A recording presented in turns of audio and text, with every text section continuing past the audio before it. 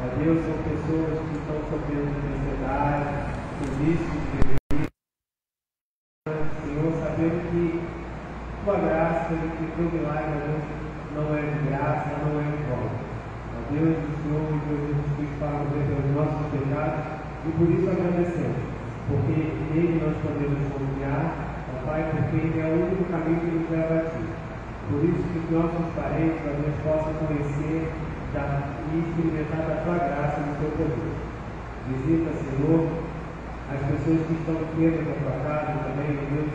Eu não sei como é que está a vida da irmã Maria Modelino, da irmã Isabel Sal, da irmã do seu sábio, da irmã Maria José Domingo, do seu sábio, meu Deus. Então, que o Senhor possa dar a elas, a oportunidade de estar aqui conosco, e também com esse grupo grande de pessoas que aqui estão, Pai, para vivermos o que o livro de Atos falou, que é viver em comunhão, viver, ó Pai, testemunhando da tua graça e do teu poder.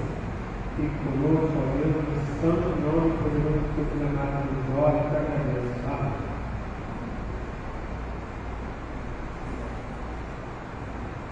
Queridos, boa noite, graça e paz. Você que começa a nos assistir pela internet, nós somos a Igreja Batista, em Goiás, nós estamos situados na Avenida dos Italianos, número 975, pelo Facebook ou pelo Instagram. Deus abençoe a sua vida. Queridos, eu quero convidá-los a abrirem suas Bíblias no texto de Mateus, capítulo de número 26. E gostaria de fazer a leitura desse texto, a começar pelo versículo de número 36, e estarei lendo com vocês até o versículo de número 40. Nós falamos no início litúrgico desse culto de louvor e adoração e oração ao Senhor, que muitas pessoas, quando estão vivendo a adversidade, ou quando algumas pessoas se sentem sufocadas pelos problemas, na maioria das vezes, elas, para que haja uma solução imediata, muitas vezes acabam se precipitando, acabam tomando direções, posturas que são extremamente contrárias à vontade do Senhor.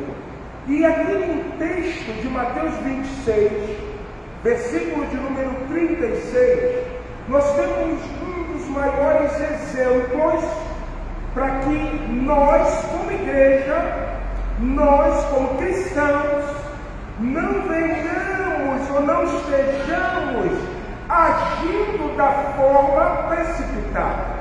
O exemplo aqui é o Mestre Jesus. Jesus estava prestes a ser entregue aos pecadores.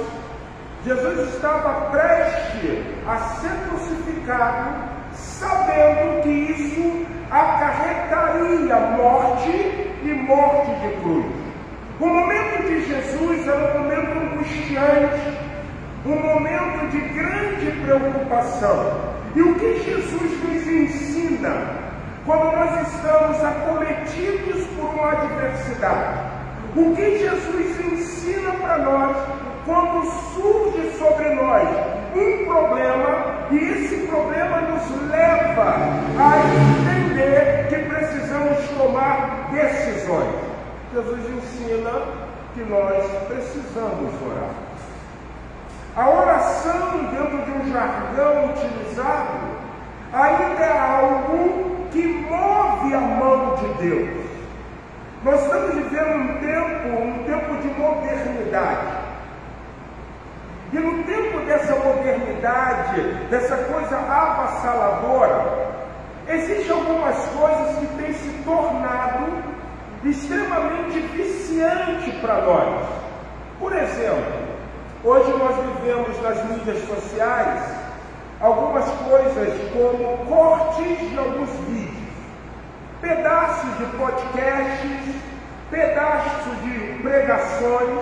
E uma coisa que chama muita atenção é que esses cortes, eles são extremamente o quê? Muitas vezes de 1 minuto a 1 minuto e meio, algo muito o quê? Muito rápido. E nós começamos a ficar familiarizado com isso. Por quê, pastor? Que tudo acontece muito rápido aonde? Na nossa vida. Inconscientemente, isso começa a fazer parte do nosso consciente. Quem é que quer perder o tempo de ler? É uma geração que lê pouco. Por quê? Porque dentro do âmbito da era digital, nós fomos acometidos dessa enfermidade. Tudo precisa acontecer muito o quê? Muito rápido. Então, pouco se lê Bíblia. Então, se pouco se lê Bíblia, pouco também o quê? Se ora. Se nós lemos pouco a palavra, isso mostra claramente também que nós vamos ter uma vida curta de quê? De oração. Consequentemente, você tem dado com burros na água, porque você tem sido precipitado, porque você tem sido precipitada, porque você quer rapidamente uma solução para uma adversidade que está vindo sobre a sua o quê? O que então a palavra de Deus nos desafia? A nós voltarmos à simplicidade de uma vida poderosa de quê? De oração. Uma vida poderosa de oração. Quando você pega livros devocionais de orações, você vê o que a oração faz. Um dia desse mesmo eu vi um corte sobre um acontecimento aproximadamente em 1908, 1910, quando, em determinado lugar, duas senhoras de 80 anos, elas perceberam que a sociedade, olha o que elas perceberam, que a sociedade estava mundana. Elas perceberam que os jovens estavam sendo atraídos por isso. Então elas decidiram o quê? Orar. E aquelas duas senhoras que começaram a orar, contagiaram de tal forma o contexto onde elas estavam inseridas, que pessoas de outras cidades começaram a ser atraídas pelo mover promovido pela o quê? Oração. Irmãos, oração ainda move a mão de Deus. Se nós queremos ser uma igreja operante, se você quer ser um cristão poderoso em palavra, em ações, em obras, Deus quer desafiar você a entender que Ele te chama nessa noite a entrar numa estrada chamada Estrada da Oração.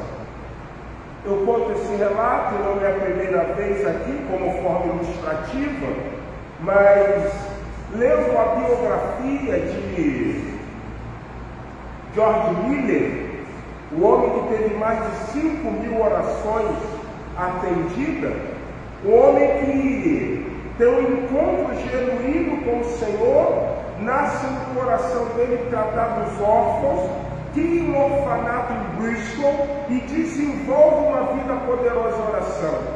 George Miller diz, em certa ocasião, no seu livro, uma das cuidadoras que fazia parte do seu orfanato, virou-se e disse assim: Pastor Jorge, irmão George Miller, amanhã é sábado, e o senhor sabe que as padarias aqui na Inglaterra não abrem no sábado. E nós estamos sem pães, sem pão, né? Não é sem pão não, sem o alimento pão para alimentar essas crianças. George Miller olha para aquela mulher e ele diz assim: o que nós vamos fazer? Também não temos dinheiro, então não tem como comprar o pão. Se não tem dinheiro para comprar o pão, nós vamos orar. E ele entrou no seu quarto e ele fez uma simples oração: Deus Todo-Poderoso, nós precisamos de pães para alimentar essas crianças. E ele deu sequência numa vida de oração, numa palavra de Deus. quando passa um tempo plausível, batem na porta do orfanato de Cristo. E era o padeiro de quem? Da rainha da Inglaterra. E ele disse assim, o padeiro: Senhor Jorge, nós fizemos esses pães, apresentamos à rainha e ela não ficou satisfeita, porque ela disse que o pão estava muito escuro e nós iríamos jogar essa multidão de pães fora. Mas alguém falou assim: não, leva para o orfanato de Bristol, do pastor George Miller. E ele agradeceu, e ele virou para a irmã que havia dito e falou assim: já temos o pão. A oração é isso, irmão. A oração é a ação poderosa de um Deus, que Ele espera que, por mais que seja desesperador ou desesperadora a situação, nós vamos o quê? Orar. Foi o que Jesus fez. Foi o que George Miller aprendeu. Foi o que, quando você ouve testemunhos de oração, você percebe que os servos ou as servas do Senhor aprenderam. Se eles aprenderam, o que eu gostaria de dizer nessa noite para você, meu irmão, o que eu queria dizer nessa noite para você que está ouvindo essa palavra, que você também pode aprender. O convite de Deus para nós é ingressarmos na estrada da oração. E quando ingressarmos na estrada da oração, desenvolver uma vida poderosa em oração.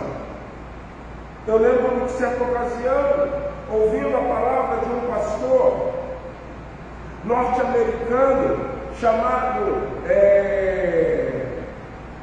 David Wilkerson. E David Wilkerson relata o que é entrar numa vida de oração. E quando ele consegue adentrar a uma vida poderosa de oração, Deus vira para ele e diz assim: vai para a Square e abra uma igreja. Mas Senhor, abrir uma igreja na Square, ali onde existe a Broadway, onde existe artista, onde existe teatro, abrir uma igreja ali. E ele disse que Deus falou o seguinte para ele: abra uma igreja ali. Porque por mais que tenha grandes entretenimentos, existem pessoas que estão tirando a sua vida. Quando nós ingressamos numa estrada de oração e começamos a desenvolver uma vida poderosa em oração, Deus começa a revelar os segredos que estão contidos no seu coração. Você sabe quais são os segredos que estão no coração de Deus? Por isso que muitas vezes, irmãos, nós agimos no desespero. Por isso que muitas vezes nós tentamos criar invencionice. Por isso que muitas vezes nós achamos: vamos fazer isso, vamos agir assim, vamos fazer desse jeito. Enquanto Deus está dizendo: vocês precisam descobrir os segredos do meu coração. Vocês precisam entender o que eu tenho para vocês. Vocês precisam entender a minha vontade. Olha o que o texto da palavra do Senhor diz. Vamos lá em Mateus, capítulo 26, verso 36.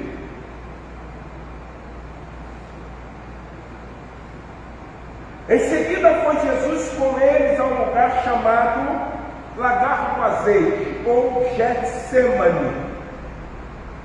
E ele disse aos seus discípulos: assentai-vos aqui, enquanto vou ali orar. E levando dos 12 Pedro, Tiago e João, começou a entristecer-se e a angustiar-se. Então me disse: a minha alma está profundamente triste até a morte. Ficai aqui e o que? Vigiai comigo.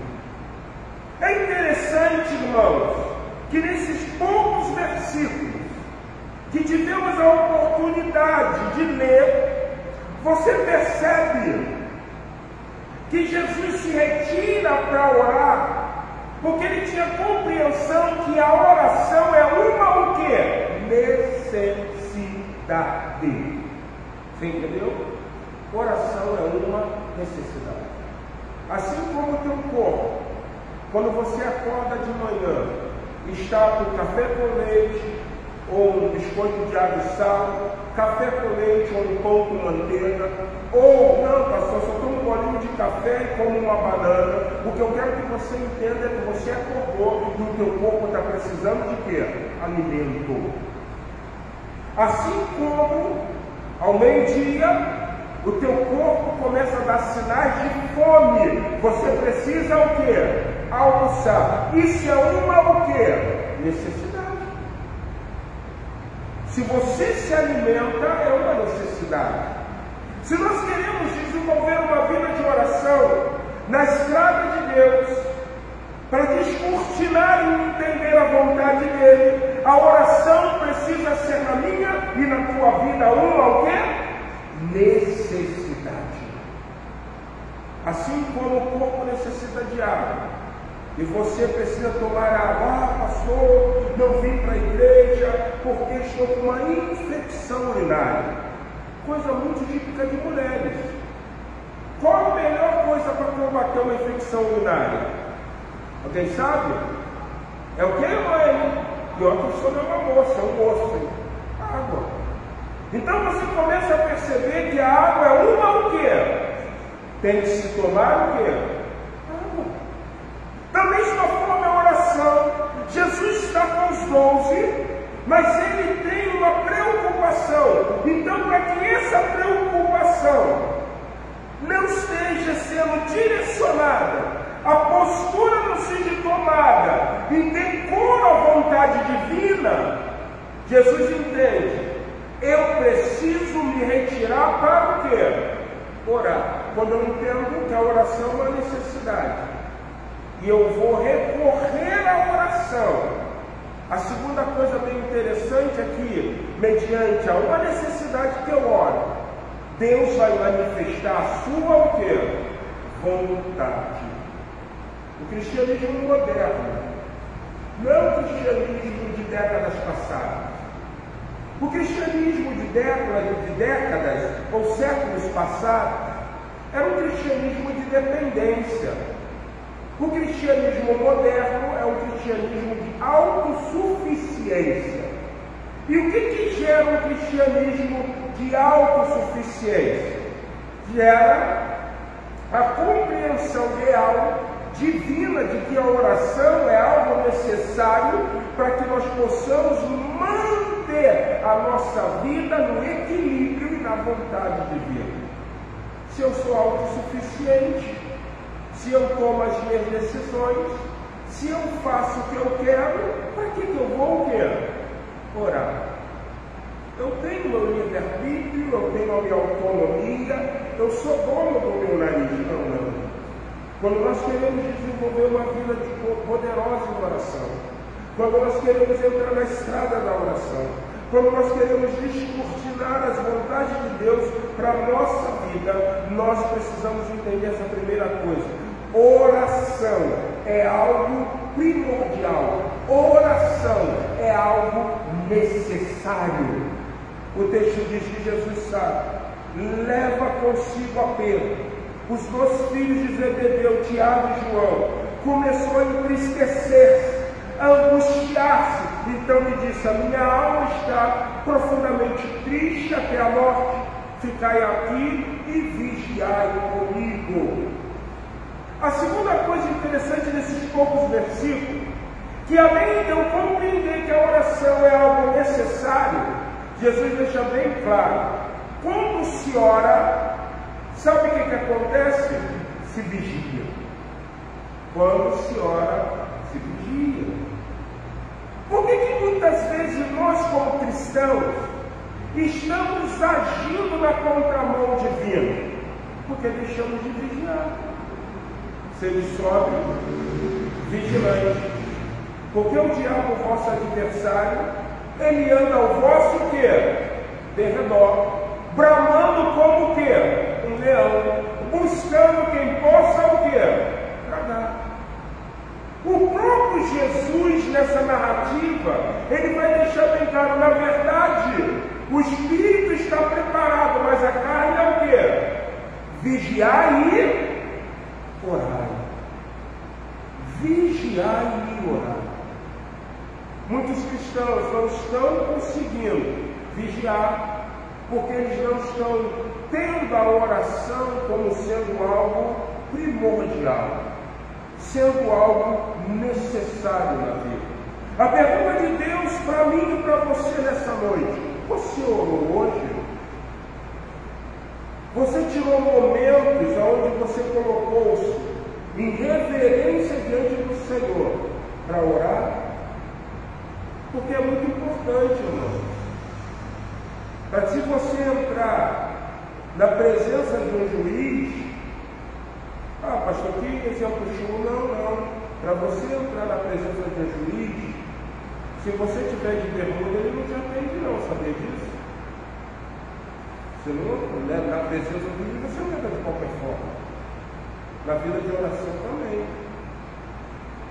Nós até temos agora a preguiça de nos ajoelhar ou de nos colocarmos em pé. Pastor, eu deito na cama e lá no meu travesseiro, no meu cobertor, eu oro ao Senhor. Isso é oração de preguiçoso, gente. Jesus chega e fala assim: eu vou me retirar para orar, porque a oração para mim é uma necessidade e a oração faz com que eu vigie. Você vai ver no texto que ele vai gastar tempo inteiro orando. Olha o que vai dizer o texto, versículo de número 39.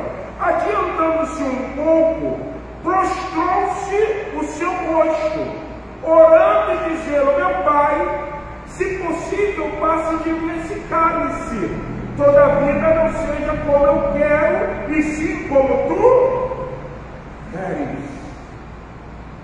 Jesus aqui se prostra num ato de humilhação, reconhecendo um Senhor, por isso ele se prostrou.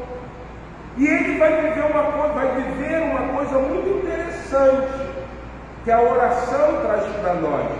Em Mateus capítulo de número 6, ele mesmo nos ensinou como nós devemos o quê? Orar. Pai nosso que estás santificado, venha a nós o teu, e ele fala o quê? Seja feita. Senhor, passa de mim esse cálice, todavia não seja como eu quero, mas como tu.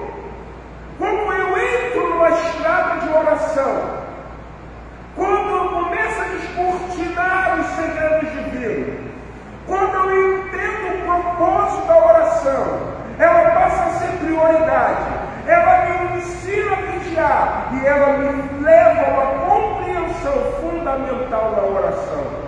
Sabe o que é? Entender a soberania divina. Seja feita a tua vontade.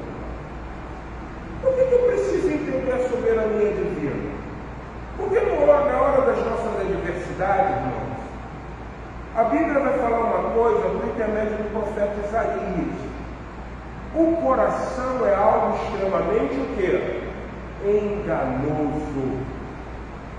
O coração é ruim. Provavelmente você pode estar vivendo um problema no teu casamento. Mas você lembra quando você olhou a tua esposa? Você não viu um sapo, você viu o quê? Uma princesa. Você pode estar vivendo um problema no teu casamento. Você lembra quando você olhou a tua esposa? Você não viu um sapo, você viu um príncipe. Porque o coração é o quê? Um avião, antes de cair, ele sempre vai dar o quê?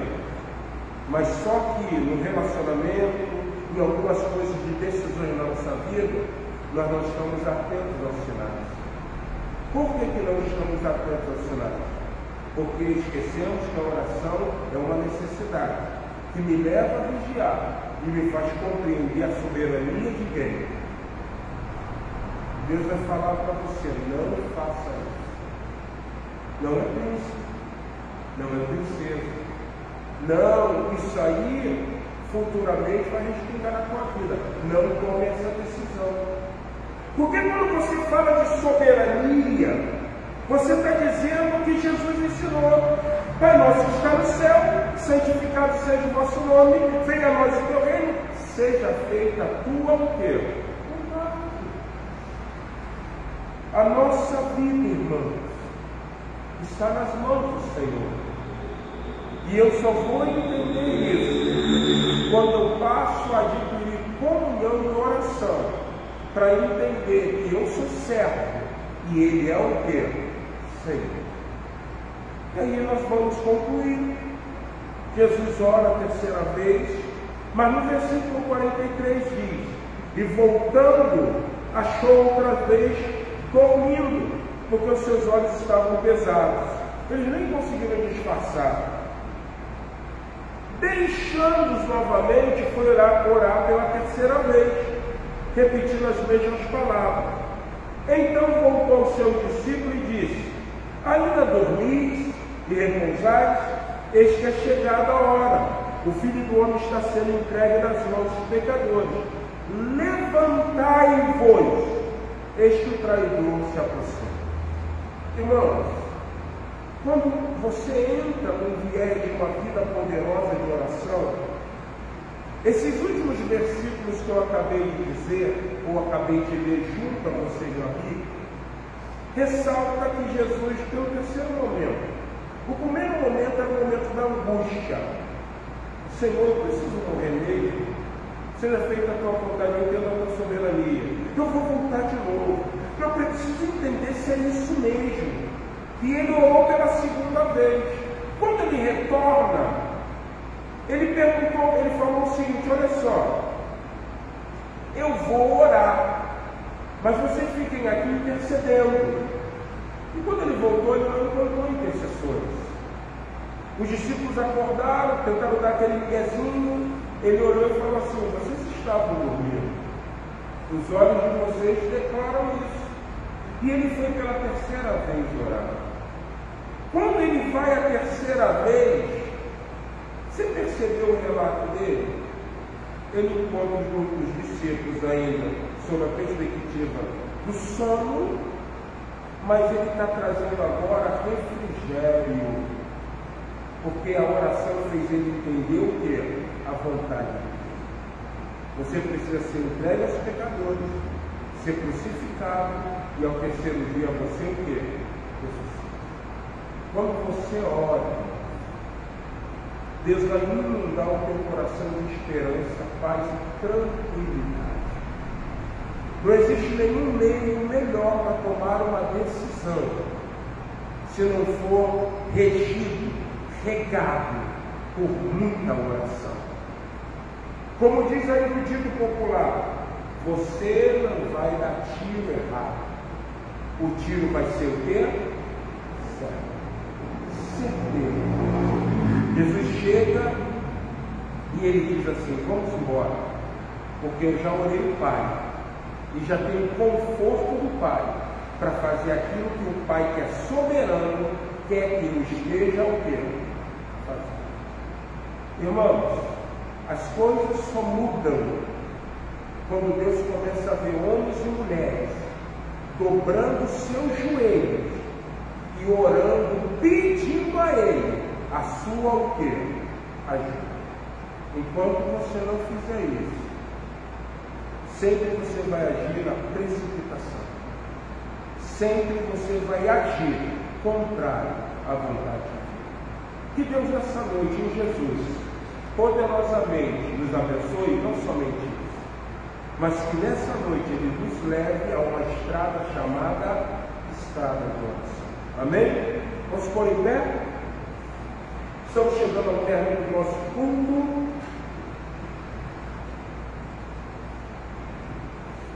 Oito e meia no nosso horário. Quarta-feira que vem nós estaremos mais uma vez falando sobre o mecanismo da oração. Então vamos estar aqui, vamos orar mais, orar bastante, porque a oração, ela move a mão de Deus. A oração nos ensina coisas de Deus.